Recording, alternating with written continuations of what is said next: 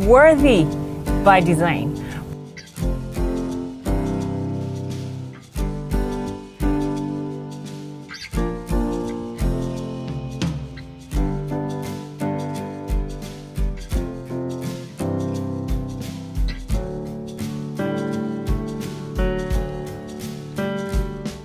Hello there.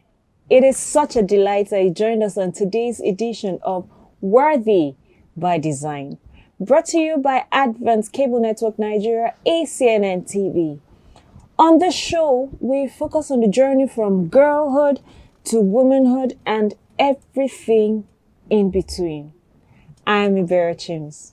Welcome. Queen Esther in the Bible took a step that has left many in awe as to the kind of woman she really was. And she sealed it with, "If I perish, I perish." What a woman. It therefore begs the question, are you the kind of woman who would go all out in order to fulfill your purpose? Or would you rather let your comfort zone limit you? Our conversation today is on Go the Esther Mile. Esther Mile, yes, you heard me. I hope it spurs you to arise and do more than is required. To share this space with me is the beautiful Nanu Uhebu. Hello. She's a pastor, women's advocate, and businesswoman. You're welcome to the show. Thank you very much. Right. So, let's go into this conversation of Esther Mile. How do we unpack this? Going the Esther mile, I think it's very, very interesting. I think going the Esther mile is for women. It's about doing the extra, doing more than most people are willing to, doing what is difficult. You know, if you read about Esther, Esther is a woman, first of all, who really, really inspires me. I don't know how many times I've read the book of Esther, like it's just 10 chapters over and over again. You know, she really, really is an inspiration to any woman who wants to achieve anything. You know, so for me, you know, Esther, when she went the extra mile, she didn't do just what was necessary. She did more than what was necessary.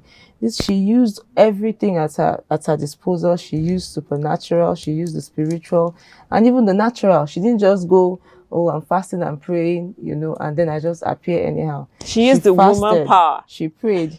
She was beautiful. You know, she got to a point where she knew my beauty alone is not going to be enough. You know, that situation that, you know, the book of Esther is about, the children of Israel about to be, you know, killed. And, you know, she knew that just my beauty alone, she knew she had favor with the king, but she knew she needed something extra. And just like you said, she came to the point where she decided, if I perish, I perish.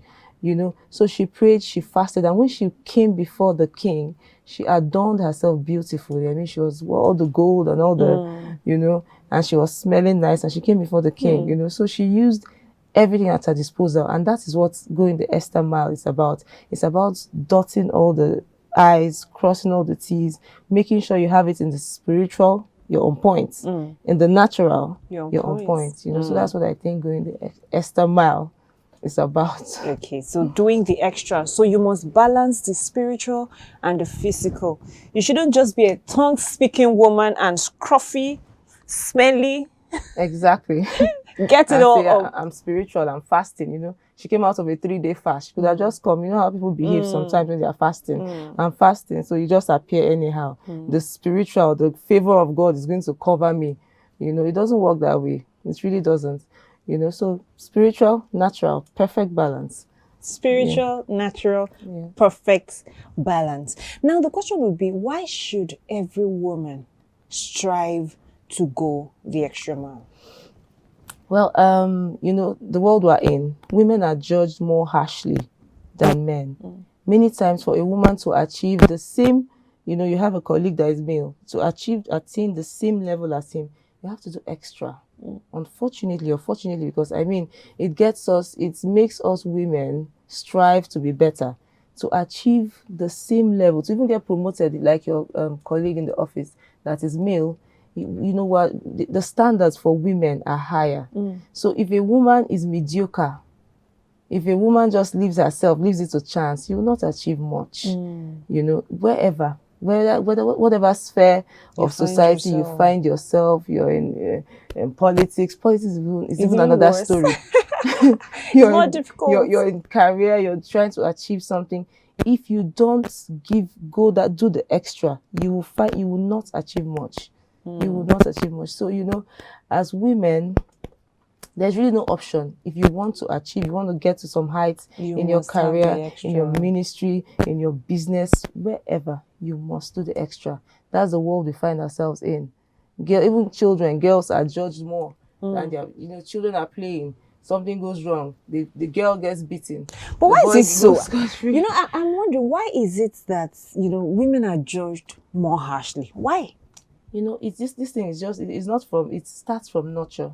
Okay. The information people have. Girls are socialized differently. Parents are leaving the house, they give instructions to the girl on what to do. They hold her responsible, even when she has an elder brother. So the boys are allowed to play and generally be men. You know, like you're a girl, you're supposed to know better. Why should I know better? This is my elder brother. Okay, you know, so women, that trickles to every other aspect of life. Yes, people expect, they hold women to higher standards. Even in morality, women are held, a woman does something, a man does it. It's women, why should a woman?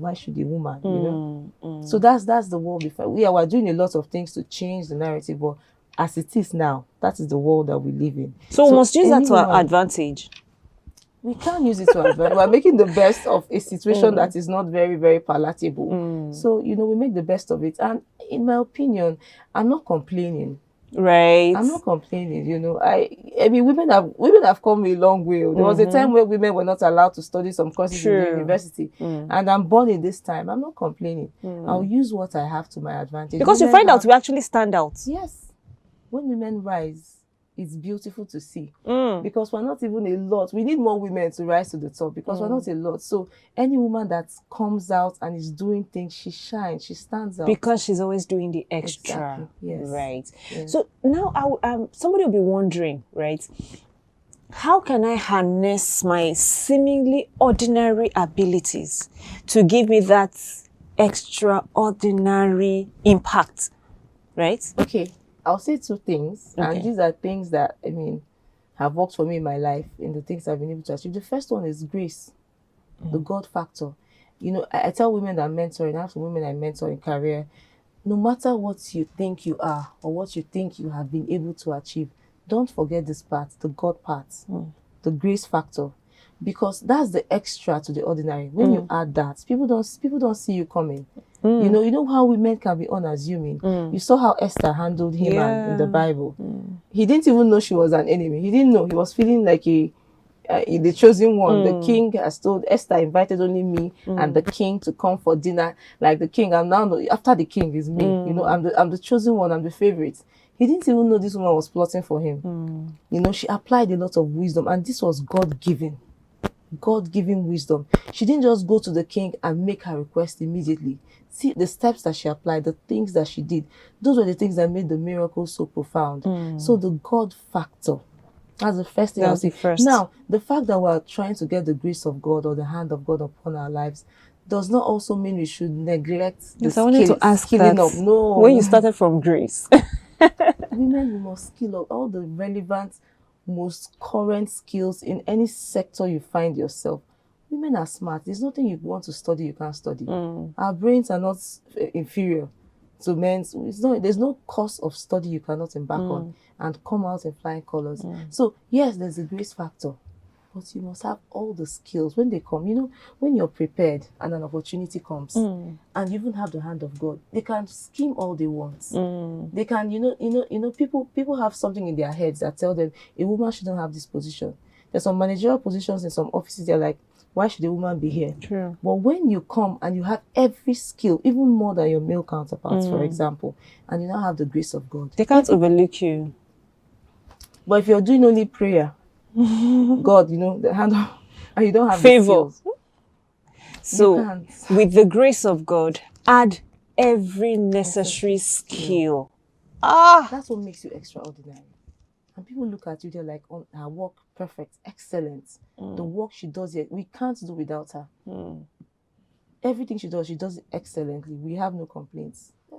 There's no option, you know. Excellence in every wise. Exactly. Now, are there fears associated with going the extra mile? Yeah, I believe they are, because women have a lot of innate fears. We have, and this is, I don't blame women for having those fears, because many of us grew up, like for example, I grew up, my parents didn't have any boy, and as a child I remember so many people asking me, "You don't have a brother?" Hey, yeah. Okay. And then I was still very young. I didn't understand it at the time, but it made me feel inadequate, like not enough. They say, "How your father is, what are you people going to do? What are we going to do? Like we're in trouble. There's no male child, So those things leave. This is just an example of what it did to me. I had this feeling of inadequacy, and I grew up with it, and it affected me, and it made me always undermine myself. I want to go for something. People less qualified, you see them, and it's not just me. A lot of women, before they apply for jobs, they'll make sure they have every single skill required. But you see a guy, he just applies. Let me just take the chance, and they get it. So women, these fears are not, it's inbuilt from childhood. The things that happened, when we're children, we have those fears, feelings of inadequacy, feelings of I'm not enough. I can't do this. And all that. So it that limits your from, ability to go the yes, extra mile. prevents us from striving to do things. Let me not even try. When I was in the university, I found out that... Let me just hold you up there. Please. Just hold that thought. Yeah. We'll go on a very short break. When we return, you'll pick it up right from where you dropped it. Right. Now, imagine a world where women are not judged by their gender or marital status, but by the value they bring to their communities, workplaces, schools, or even homes. Today, we celebrate some women who have conquered their world and are living their dreams. Their achievements are worth celebrating all year round. You know why? Many more are on their trail. And today, we can break the barriers because we are worthy by design. Worthy by design. My name is Mayonu Jong, CEO of Ferryman Ferry Express Courier Company, operating in Nigeria. I am passionate about influencing the world, doing the impossible, and venturing into where people are afraid to. With determination, however, I have been able to overcome the setbacks, which were like oppositions from both genders, and at times proposals that have not been allowed to thrive.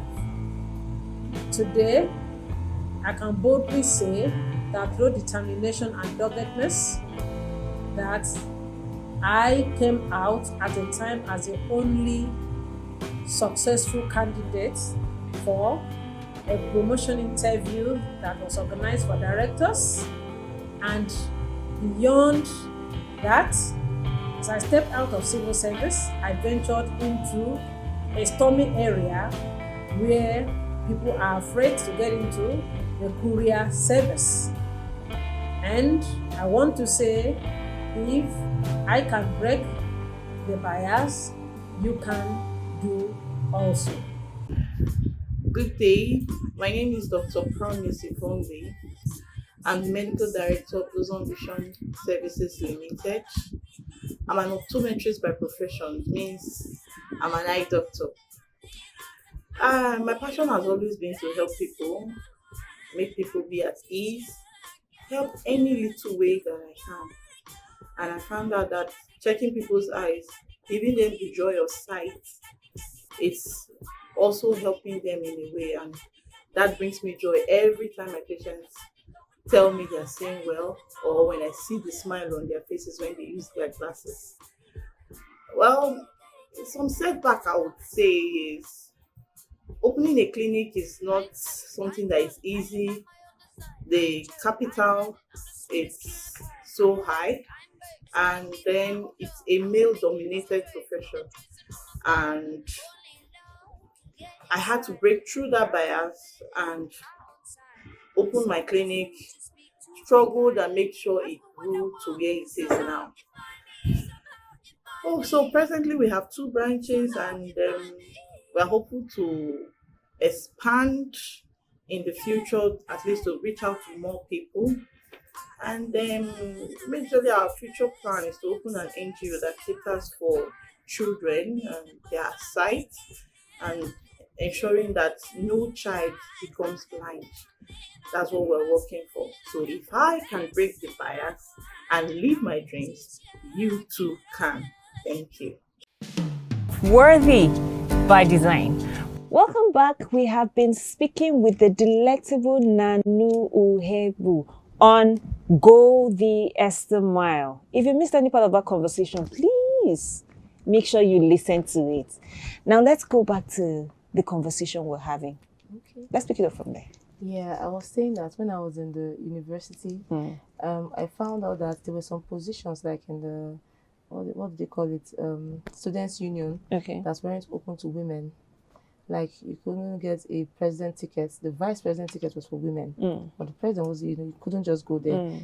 I was just trying to buttress the point I was talking about earlier, that there are certain things that women are made to feel like you can't even go there, you can't achieve this, and that's part of what creates those feelings of inadequacy in women. When you feel like there are some things that are just off limits, so you don't bother trying. Yes, stay here, just stay here. This is what is available for you. You're going to be a wife, you're going to be a mother, and these are beautiful things. It's wonderful to be a wife. It's part of our God-given purpose. Be a good mother, raise your children well, but we can have it all. Sure. You can also be a woman of God. You can also have a husband, raise beautiful children, and still have a thriving career and business. That's just what I was trying Okay. to say. So, somebody will now be wondering, how can I deal with those fears? I have had them all my life. I have tried, but they are still here. Okay. What worked for me, I'm a Christian, so what worked for me was discovering the way God sees me, discovering who I am in Him by spending time with God in the Word and in fellowship. I began to see myself the way He sees me, and it began to build my self-confidence and all those fears. The more I spent time with Him, the more those fears disappeared. The more I was willing to go for things, the more confident I became, the bolder I became. Like, I used to be very, very timid, very, very like... You don't look it. I'm telling you, God has helped me. At the beginning, it was not so. I constantly felt judged. I constantly felt like I didn't have anything to offer. But coming to the Lord and Him fixing me, like building me on the inside, that is what did it for me. That's what did it for me. I know there are a lot of self-help things, books that you can read that will help you. They're actually things to do. Those self-help books, they have practical things to do. Speak to yourself. Well, those things are in the Bible. So if you get positively to the Bible, you will find what you pick need. it up. That takes me back to Esther's story, right? Esther became a queen, and it looked like, okay, I have gotten it all. Yeah. I didn't need to look for it. It's not me. I'm not the one for this thing. I beg. You two should go and look for somebody else who will deliver you people. Until she heard that word from her uncle. What if it was for a time like this As you came here. that you became a queen? Yeah. That means you would have missed your purpose. Yeah. So if we refuse to take those extras, if we refuse to face those fears, we may be missing our purpose in life. Exactly. Because probably, in fact, most likely, your purpose is tied to those fears you're refusing to conquer. Exactly. And like he said, the only way to conquer those fears is to go back to God, who would show you who you are. Amazing. Now, let us move past our fears. Supposing I have been able to kill those fears, and I am wondering, are there personal legacies I need to fight to keep by smashing those fears? If you haven't been able to deal with those fears, you can't leave a legacy. You can't. Take Queen Esther, for example. Do you know she was a queen? Fine. She was in the king's palace. You know, she had her queenly activities and duties. But if she didn't take on that assignment, I won't be talking about her today. True. And you know that after that whole thing happened, you know, this was a time when you could be married to the king and he won't even ask for you for 1 year. These people had concubines. True. You won't Enough. you have to wait to be summoned. But did you notice that after that, the king was like, anything he wants to say, she was now signing official decrees with the kings. You say, what do you want to be done? Okay, him and they just finished hanging his 10 sons in the gallows. What do we do next? She say, let this be done. She became more relevant because she faced her fears and did what seemed impossible. This woman would have died if the king didn't hold out the scepter. She risks her life. She did it, and she gained more. She left a legacy. From generations to generations, everybody talks about her. And we're still talking about her. Our children will talk about her. If you don't face your fears, there's nothing you're passing down to anyone. Every woman must make that journey. We must face, and it comes in different levels at different times of our lives. When you lose that battle, sometimes, you know, God is merciful. We get opportunity after opportunity, but you don't know the opportunity that was the one. You needed to not miss this opportunity, you know. So I'll say, for us to leave a legacy, we must embrace and face those fears, or else we'll live and die without, you know, leaving much impact in the world. God will help us to be women of impact. Very important. Now, this month is International Women's Month. By the way, happy International Women's Day to all the beautiful women out there. Now, let's talk a bit about our ladies, okay? What advice will you give to a lady on her extra mile journey, or for somebody who had maybe taken the back seats, like, this one is not for me? What advice would you have for them? Okay, the first thing I'll say is find your purpose. And when you have a purpose, you have a word from God, you have had an encounter with Him, even when things become difficult, that keeps you. The fact that you know exactly, you know, you're not just following the crowd, you're not groping in the dark. Is this one we're doing? When you find your purpose, it keeps you in check. You know, so like you said, some women have taken the backseat. You know, women have a lot of frustrations. You try. You say, it's like, this thing, be like, say, this thing, no, they work. Make I just relax. Let me face, you know, we now decide to manage the mediocre, manage what is available. At all. Exactly. You know, so what I'll say is don't give in. I don't want to sound like a motivational speaker. I'm not a motivational speaker, you know. But this is our reality. Actually, those things are true. If you keep trying something and you keep trying, you get a breakthrough. You will get a breakthrough. If you immediately you give up, it's over. But as long as you keep trying, chances are you will break through. You know, so that's what I would say. If you find your purpose, and that's what works for me. I've seen the end. So this process, no matter the difficulties that come, I've seen the end. I've seen where I'm going. That's what keeps me going. The fact that I've seen exactly where I'm going. I know that God is on my side. So these challenges, I have confidence that I will surmount them. And I'll get to where I'm going. So that's what I'll say to all the beautiful ladies out there. This is our month where we're celebrating our wins. You know, and don't feel like the things you've done are meaningless. Women have that. What have I even done? You might think you've not made any impact, but you just may have made some impact. Maybe it's not big, but it's something. So celebrate the little wins and keep pushing. You know, that's the advice I'll give to you. Find your purpose. Keep your eyes on the mark. Keep pushing. Find your purpose, keep your eyes on the mark, and keep pushing. Let me end with this thought-provoking quote from Kristen Brown. Do the kind of job that, if at the end of the day, your employer had to pay you what you were worth, they couldn't afford to keep you, rather than for you to owe them. Do join us again next week, same time, same station, for another thought-provoking edition of the show. A big thank you to our beautiful Nanu Uhegu. Yes. So tell every woman you see that she is worthy by design. I'm Ibera Chims. Bye now.